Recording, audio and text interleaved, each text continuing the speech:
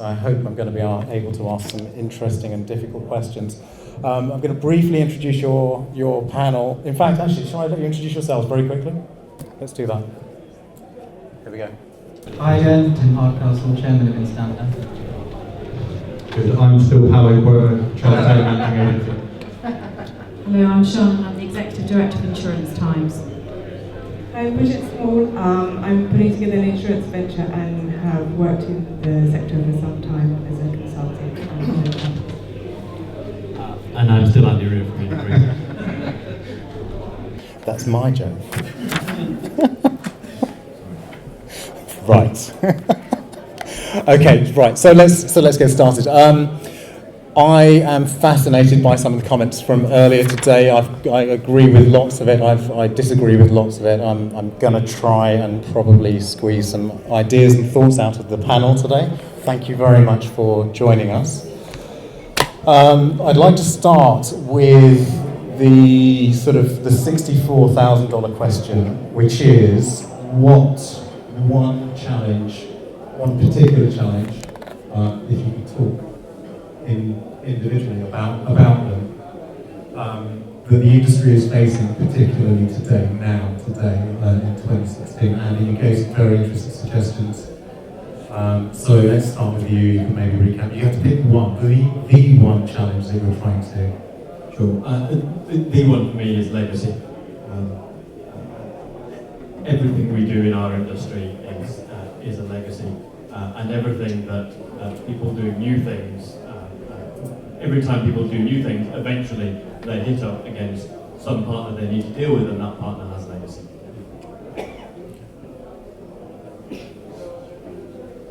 Yeah, so insurance has historically been a business of asset management with a bit of risk selection on there, and that's changed now massively for a number of years as a result of falling yields, and also because of the complexity of insurance. So what Andy's saying about legacy being really important also comes from both the complexity of delivering insurance and the complexity of most insurance companies themselves in terms of how large they are. And so for many insurance companies now it's about delivering core really effectively. So risk selection and pricing is the major challenge. The list is really long, isn't it? And Just to say that, you only get one. yeah, I'm obeying. I'm taking the rules for change. And this is my personal view, not an Insurance Times House view. The one I would pick, I think, is around attitudinal change within businesses and leadership and helping people to liberate lots of energy and great ideas. Because I see a lot of energy. I mean, I hear what people are saying about insurance being slow on the uptake and there are lots and lots of problems. But equally, the people that I talk to, or listen to more accurately, have a huge amount of energy and they have a sense of real purpose. Talking about social purpose, the value of insurance and what it does for society and individuals. And what are the obstacles that are stopping that change, making the change that all of these great people here in this room want to see from within and without insurance? Heaps and heaps of stuff, but I do think there's some really major issues around attitude, liberating energy, recruitment, and what leadership, particularly leadership for innovation, actually looks and feels like. Is that a cultural legacy, kind of hanging off the side of, is it the other side of the coin of the technical legacy and so on? I mean, in banking we talk about debt, we talk about technical debt, we talk about operational debt, we talk about cultural debt, and I see all of those things as quite similar, really, ultimately. Yeah. And so is that what you? Yeah, you're right. And Andy did say one of the definitions of legacy when he was talking was legacy in attitude and legacy thinking, I think, which was said, Andy. So yeah, I think you're right. There's an awful lot of fear, and I don't think it's just about the companies being stuck as organisations where they are, although scale and size obviously plays a major part in that. I think it's, in some ways, it's much more profound than that. It's generational change.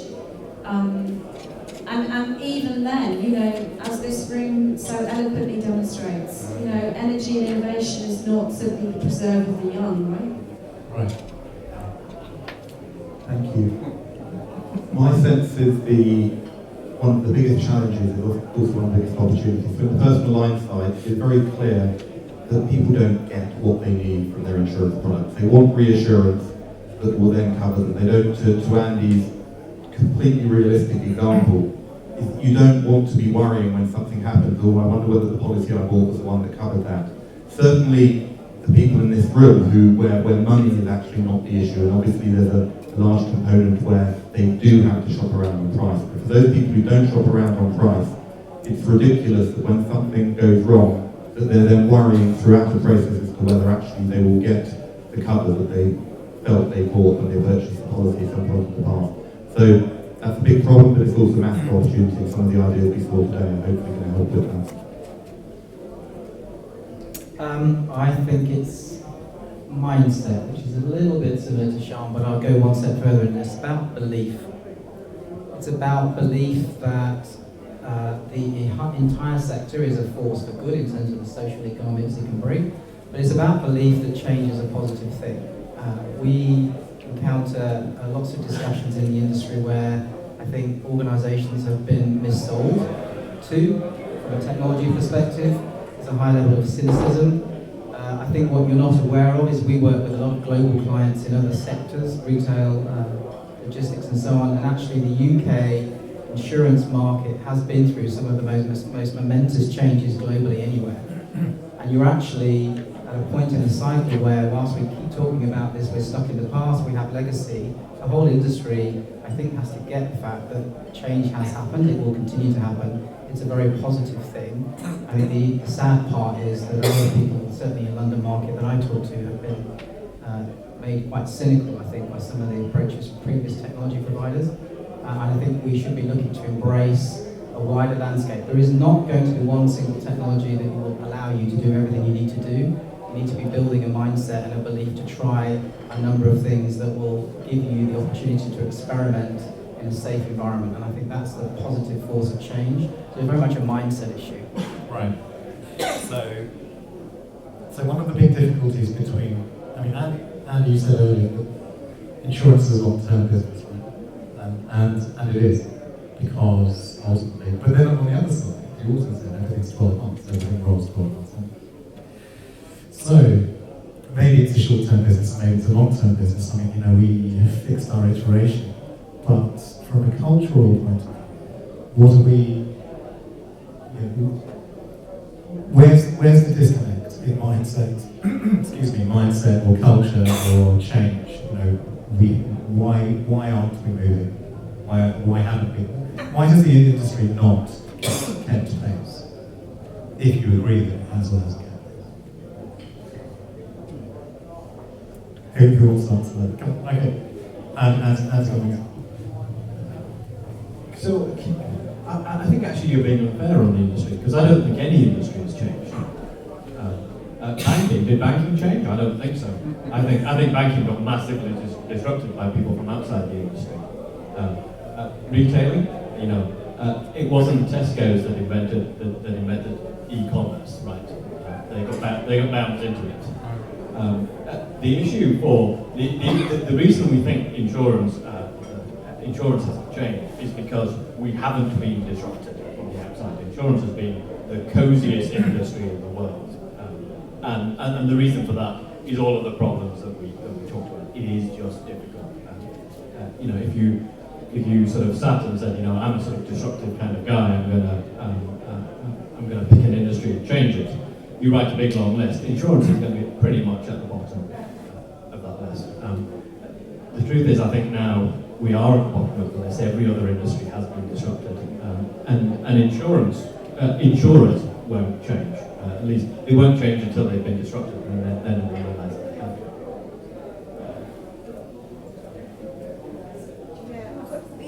I do want to say a small thing, which I think consumer choice changes industry, and insurance is boring for consumers. So actually, that's a challenge because people don't want to spend time thinking about their insurance in different ways. It's annoying to buy.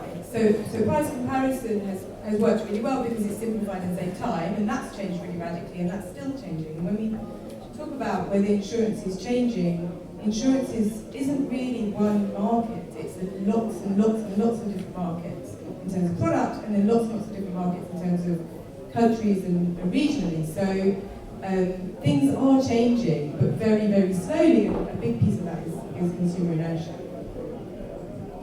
Is there a question whether there isn't demand? Is there no demand? Is there no demand? I think there's a lot of dissatisfaction. I mean, there are new plays coming out now around really great insurance which actually pays you in any scenario, so which addresses your thing around mobile and kind of electronic devices. And I think price comparison has done a lot for consumers, but it's almost gone too far. So now you've got really bare products that don't cover you.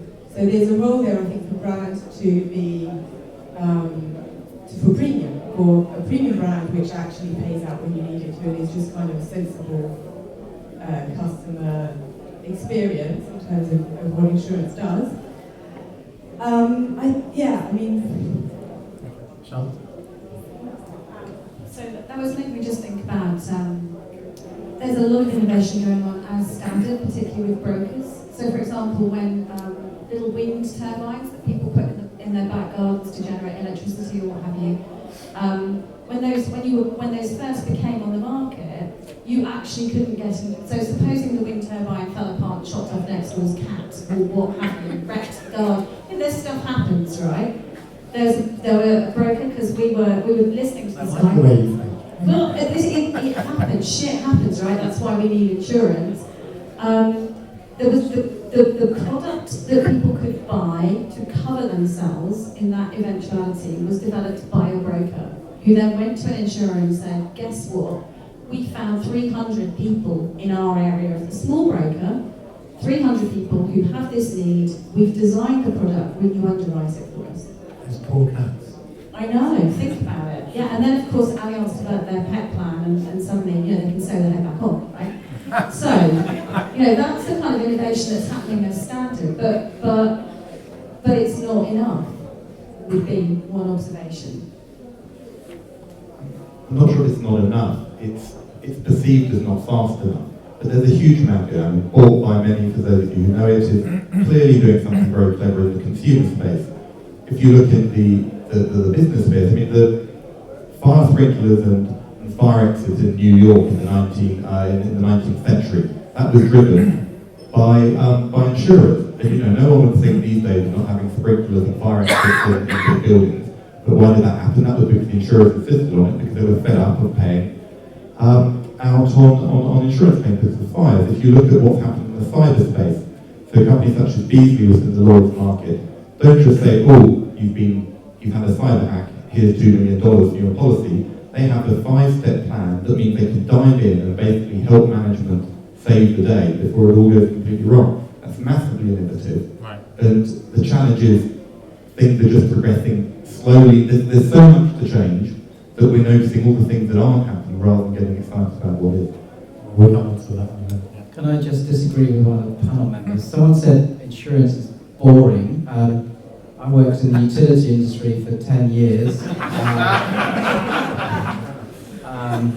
Fixed product line, fixed geographic area, fixed customer base. If that's not boring, I don't know what is. I would just change the way we think about it. I mean, insurance is, if we reconceive the way it's actually thought about, it's actually about my life, my business, my assets. It's about the things that I hold dear or are precious to me. It's about whether I have a liability because I've done something wrong. It's about a way in which I conduct my entire business and social life. So I don't think insurance is boring. I think what's actually the challenge is how do you create that better connection with the business that you're serving or the consumer that you're serving so that they feel that there is a service, that there is a value to what they're paying for, that is really meaningful. And I think therein lies the challenge, that many of the service provision propositions today are not making that connection. They're not transferring that emotional engagement model that you see with many other leading brands. And to the point of disruption, I disagree. If you look at retail supposedly has been through disruption. Yet I remember the time when I was, again, looking at the first stages of the e-business phenomenon, and everyone was saying, well, the bricks and mortar businesses are going to be out within a few years. It's all going to be digital. I remember listening to Brent Hoberman at lastminute.com and all of the era that was coming through that. And yet here we find John Lewis is still one of the most successful retailers around. It's bricks and mortar, but it's blended a digital model with what it does. Now, the challenge for insurance, of course, is what is insurance? There is service components, and there's a need to have a much stronger emotional connection through the brand and the proposition. But insurance inherently is about data and customer engagement. It's not a physical asset business. And therein lies the opportunity for many players, because potentially disruption can happen because you're not having to reinvest or repurpose that existing investment in physical assets. You're able to provide a different kind of way of engaging with that customer base. So I think the opportunity for insurance and the challenge is how does that morph over the future years? I kind of agree. I mean, I take your point, I see exactly where you're going with it, but I think also the thing about fintech, the things that we can learn about fintech and from financial services and really the parallels. I mean, it all often confuses me as to why insurance and banking are put in the same pot, really. And because people don't move from one industry to another, they don't move from insurance. They're put there because from a consumer point of view, they're both boring necessary. I mean, you could potentially club utilities with them and they would sit happily together. Right. So I have a theory on this, and the theory goes like this. Both industries are clearly, there's a transaction involved and there's risk associated with that, but that's not new, that's not unique. Both of these two industries are predicated on the same fundamental model, which is ultimately that essentially information asymmetry. So I know something that you don't, and as a result, I can make money on it. And that's ultimately, in my mind, and my semi-layperson mind, about how the insurance industry works. And it's exactly the same as how the banking industry works. I know something that you don't. And off the back of that, I can make a transaction. And you can make a transaction based on knowledge or about an asset, or you can make a transaction on a loan or something like that. And that's really the fundamentals of the business. Certainly in banking, that's the only reason that banking ultimately exists, in my mind. And I think there's a bit of an outlier position. I don't expect everybody to agree with me. Ultimately, all of the other stuff around, as a result, then we have trust as a fundamental need of financial services. So when we talk, Andy talked earlier about the three pillars of fintech. I think trust is also a pillar of insurance as well. Yeah. So what you're saying is the house always wins, basically. Sorry. That the house always wins. That kind of idea. And I think, unfortunately, you are reflecting the opinions of the vast majority of consumers. And I say unfortunately just because my experience of the people working in the industry, they don't think that way. But it doesn't matter, does it, if the consumers actually see this is just about the house always wins. And I do find that sad. As an outsider to insurance, I've only been involved in it since 2008 from the media perspective. But I think you're right, there's a massive trust issue there. But just to say, those people that have been flooded out of their homes and are being helped to get their lives put back together again, that for them, the proof of insurance, most of them will be the value and the trust that they place in the people when they took out their policies. But I think the challenge comes down, as everything in life, down to money. So the example we heard at the beginning of the evening of the chap talking about planes, and he phoned up 7 times, spoke to 7 different people. The reason the call centre was run like that was presumably because that was the most optimal way to be run, which meant that his premium was £250 rather than £263. Now, if people weren't so focused on that, then they would get better service. So if you paid £800 for your home insurance, you're going to get better service than if you pay £600, because it's a pretty straightforward ratio, which is the claims and the expenses need to add up to less than the premium does. So, we can't blame the consumer if we've educated them on price. So in creating comparison sites, we as an industry have created a lot of this mess. Though you can take some of that away with transparency. And the problem with that model is that it's not fully transparent. So it's difficult for the consumer to understand what the margins are on your business. which is where disruptive technology comes into play, or peer-to-peer, plays and so on. So I think that's true, but I think you have the information asymmetry actually the wrong way around. It's of course there are stories about claims. When the guy offered 20 euros, had I known he was offering as much as 20 euros, from the back it looked like it was only 5, so I didn't bother putting my hand up. But had he said it was 20 euros, I'd have given him my story of Direct Line when I wrote off my car 25 years ago. And it cost me one phone call, and they came and took the car away, and they gave me more money than I expected to get back. And I've never price shopped ever, because Direct Line paid my claim, so why would I? And I think one of the problems the industry has got is that is frankly a rather boring story. And his story of phoning them 7 times is much more interesting. But here's a different stat. This is related to life insurance. 1 in 7 UK life insurance claims involve deliberate non-disclosure. So this is the consumer deliberately not disclosing information that is relevant to the claim. And that's a pretty shocking stat, because one way, if you're inside the industry, the thing that comes to you, the word that comes to your mind is fraud, and you say, this is fraud and this is costing, this means your life insurance is 15% more expensive than it should be.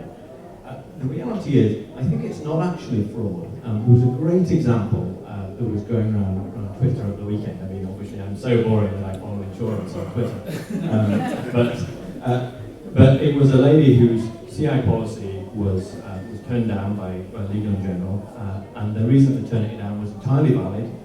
She had a pre-existing condition, and then she had a reoccurrence of that condition, and it was clear that had she disclosed that condition at the start, she would not have been covered. However, she didn't disclose it for deliberate reasons, and actually there was probably no medical connection between those events. The reason she didn't disclose it was because she didn't think it was important. And that comes down to, I think, the revolution that I think we will see is that people are less and less concerned about their private information. We're much more concerned about the hassle of doing things. If you want to insure me, then scrape my Facebook page, grab my medical records, grab whatever else you need, give me the premium. And actually, the insurance industry has been trying to do a pilot using people's medical records. We built it on an experiment. This is real. We sent a group of researchers out in the US. We did it in the US because people have access to their medical records. They can give digital permission the way you can't in the UK. But we put people on the streets of Manhattan, and we asked people, can we have your medical records? If they asked why, we said, well, various reasons. And that was it. And we agreed to pay.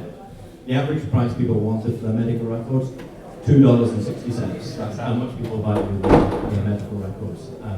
However, the pilot in the UK, where we tried to use this for pre-underwriting people to avoid this problem of sort of accidental, deliberate non-disclosure, was blocked by the British Medical Association, because it would have resulted in a reduction in the amount of money the industry pays doctors. So, for once, it was the industry trying to do the right thing and being blocked.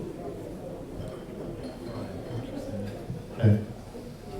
I'm sort of, there's a story I'll tell you afterwards. There's an interesting story about disclosure of information in the US and how it's different in the UK and why it's sometimes useful.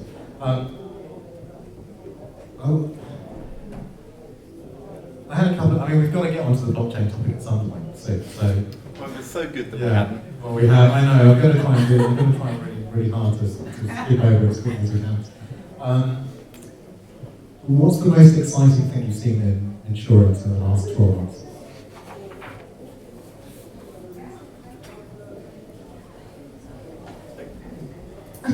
I took a startup. I won't name them. You may guess them.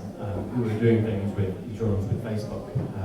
And I took them to see my board just because I thought they were interesting, and I thought the board would appreciate them. And there were 2 things that were surprising. So as we went in, the founder said, what I think we should do is let's forget slides. let's just show them a live Facebook feed. I sort of had like, oh my god, well, I'm going to get fired. But the two surprising things, firstly, was that he could actually get onto his Facebook site through Munich Re firewall technology. I breathed a sigh of relief at that. Secondly, he seeded through his business a conversation about insurance. And live, you're sitting in the boardroom, and some comment comes up, and these are customers directly engaging in insurance. I'll tell you what the problem is with my insurance in this space. It's this, and then someone else says, I've got exactly that. Someone else says, well, I've got this policy from such and such, and I think that covers it, although I'm not really sure. There's a lot of small print. And this constant engaged conversation, for me, was astonishing. You know, from coming from a world in which nobody engages with insurance, nobody's interested, it's boring. We've got people talking about it on Facebook, which for me was a revelation. Good work. Anyone else? You can throw a blockchain thing in there if you want. Well, I'm not sure I have an exciting thing. I feel I don't have an exciting thing, but because I think insurance is enormous and works really badly. So the most exciting thing that can happen is that it starts to work better. So for me, it's less about, I love the sensor technology and all this wearable stuff and all the new data that can feed in and new software and all of that innovation, which is great, it makes sense. I suppose new software that can launch products in an easy way is a great addition. Buy me a beer later. But, I think that's great. I think it makes one of the big problems of insurance much, much easier. That's a huge value add, and that means lots of money that can then flow back to consumers, and that's money that's being freed up in the system. I think it's less actually about the kind of cool new thing, which is a shame. But that's how it is. So I think one of the most exciting things was the Lloyd's Dive In campaign around diversity, because it's just not what you expected of Lloyd's, although you might expect it of someone like Inga Beale, if you know anything about her at all. And I think the reason that that's so exciting is not just because it's Lloyd's and not just because it's diversity, but because all the research indicates that you get innovation from diversity of views and attitudes. Groupthink makes you stale. So if there's an enthusiasm and there's funding and there's activity in the industry and it's really starting to care about diversity, and it's not just, today we care about diversity, but organisations are seeing it genuinely as a way to differentiate themselves from other organisations for good business reasons. That's fantastic. That's exciting, I think. Thank you. Two. One that at one level is boring, but two. Drones and claims management. The ability for certain claims to be managed in hours using drones to look at sites, be it a long pipeline, be it a devastated factory, be it houses that are flooded, compared to having individuals go around, climb ladders and take weeks to do it, is huge, because that will make a real difference to claims costs and therefore premium costs.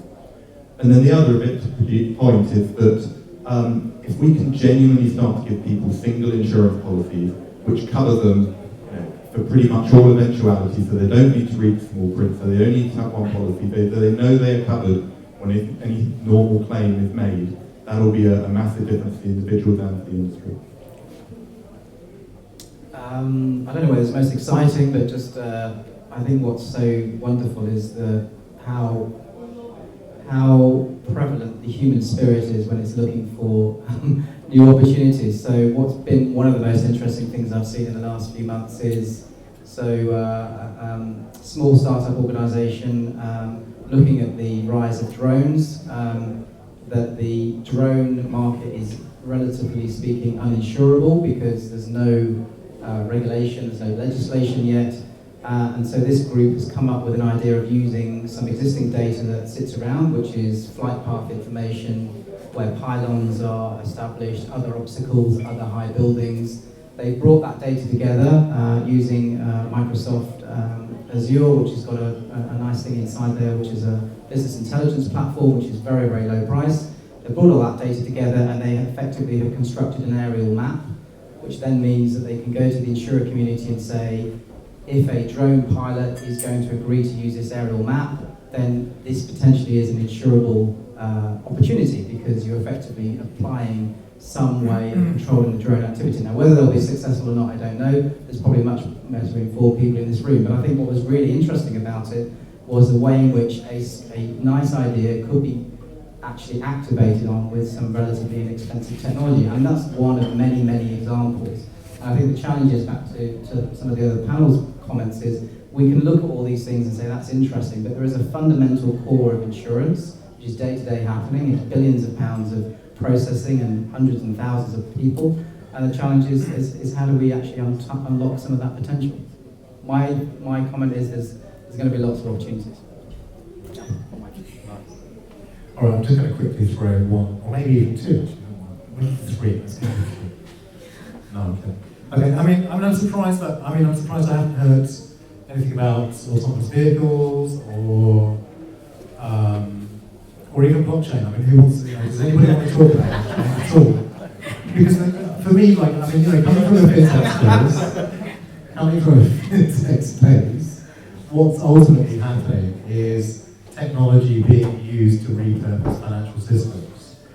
So where we see the industry not serving, and I'm not suggesting for a minute that the insurance industry isn't serving its customer base, but where we see that in financial services, we clearly see technology being used to repurpose or repurposing capital flow, and specifically in the area of ultimately shared networking and just ultimate disintermediation. I don't know if that's still 20 years away for the insurance industry. I think at the root of the insurance industry is risk management. What people want and what companies want is improved risk management. And so a lot of the technologies we're talking about are about that. Those are the ones we've been discussing, that people naturally come out with answers. All the stuff that makes things more efficient and more effective are important, and they're happening. So there's people in this room I know who are doing a lot on blockchain.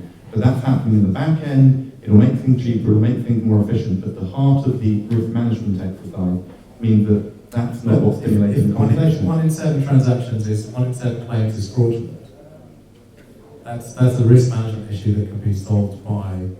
This is not a back office. It's not a tech platform. It's not a tech play. I mean, it's ultimately, it's much more. To some extent, that is a tech play. I think my point about disclosure is that the information very often exists out there, and rather than ask consumers to write it down onto our form, we should simply be going to get it. For me, that's not blockchain. The problem for me with blockchain is, or the comparison with banking is that in banking, in the sort of peer-to-peer banking, you have a very clear transaction. You have people who want to borrow money, and you have people who want to find homes for their money.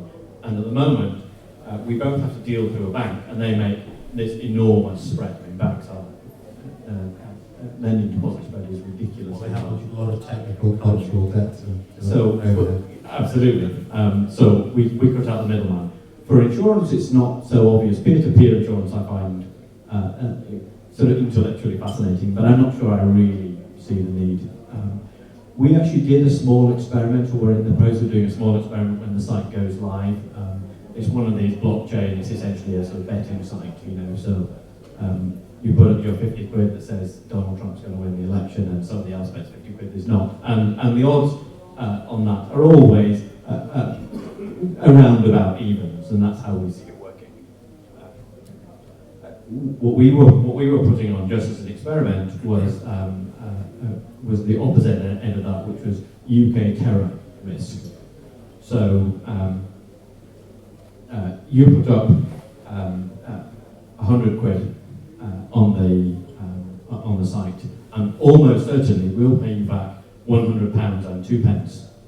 On the other hand, there's a very small chance that we might not, that we might take your £100, because that's the bet that is insurance. It's all extremely long tail. We did this as an experiment just because we can, because it's free. I would be extremely surprised if anyone is willing to risk £100 for the almost certain chance of getting £100 and 2 pence back. And for me, that's the problem with blockchain and insurance. I have nothing to say. Okay, that's fine. Let's move to the last question. I'm going to always kick off with an answer for it anyway. So I'd like each of the panel members to give me a 20-year prediction. And that doesn't necessarily mean for the industry. Because the industry services a need, and the need is reflective of the community and the planet. So let's maybe you want to say that. I'll go first, just so I can, so no one else thinks it. I think in 20 years' time, insurance premiums will be a fraction of what they are now. The total commercial and personalised insurance premium will be 10, 20, 30% max of what they are, because of all these ideas we're talking about, all the risk management ideas, Internet of Things, telematics, etc., driverless cars, which you mentioned we haven't talked about, all that is just going to massively reduce the number of things that go wrong, and therefore how much we need to pay out. I agree with him. 20 years, I agree with that. I think we will have a world in where we're living with dynamic environments where we will be looking at individuals as individual entities, and we'll know everything about them, we'll know everything about what they're doing in their home, where they're driving. But I used to work at Hiscox, and one of the fascinating things that was at Hiscox is that there was a range of products that were insured, from space satellites all the way through to home insurance. And if we look at the way industries have been disrupted, those parts of the industry that have been disrupted is where the service is predictable, is actually uniform, and more standard. So if we look at things like Uber has disrupted an industry whereby you just want a taxi, you want to go from A to B. When I was at Hiscox, and I think it's true today, and it will be true in 20 years' time, there will be aspects of what insurance needs to deal with which will have a level of complexity, a level of sophistication that no data, no telematics is going to tell you exactly how that thing's going to behave. I agree with Paolo that in the future, in 20 years' time, we'll probably know a little bit more about space satellites than we do today, but I still don't think you'll be able to actually mitigate all of the risk around space satellites. That's one of the wonderful aspects of the world we live in. We're always pushing the frontiers. But if I look at home insurance or some of the more standard commodity type items, I agree. I think there will be a massive reduction in the premiums because we'll understand a lot more about each of those areas. They're more uniform, they're more standard, they're more predictable. So I think it's a question of the category of assets, the category of event that we're looking to insure. And I think in the future we'll have better understanding, but we won't remove all of the risk that applies to those things in the future. Thanks. Bridget? So I agree on insurance premiums going down massively, and I think all the delivery is going to become much simpler. Technology, buying insurance, choosing insurance, all of that will be massively simplified. And what that will mean is that insurance, which is a great product, which protects people when they lose their home or some other awful thing happens to them, will be much more widespread. So insurance markets in emerging countries will be much more available, and so humanity will face less massive life shocks. Now, those life shocks will be insured, and I think that's great.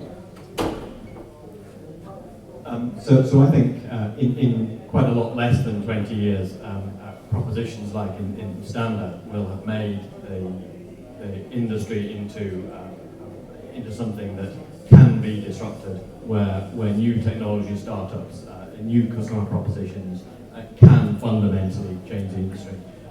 I also predict, contrary to all evidence so far, that within 20 years I'll have had the big customer proposition idea and I'll have retired a billionaire.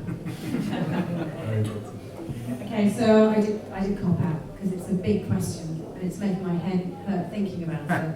But I think that in 20 years you will still have the need, the desire from all consumers, whether their needs are simple or complex, to actually engage with a human being that knows them and knows how to guide them through the process.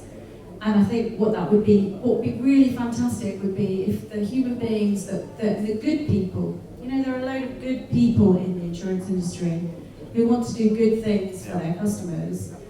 Wouldn't it be great if all the changes meant that those people could really focus on helping people and not deal with shit? Beautiful to end on. Thank you very much to the entire panel for giving up their generous time and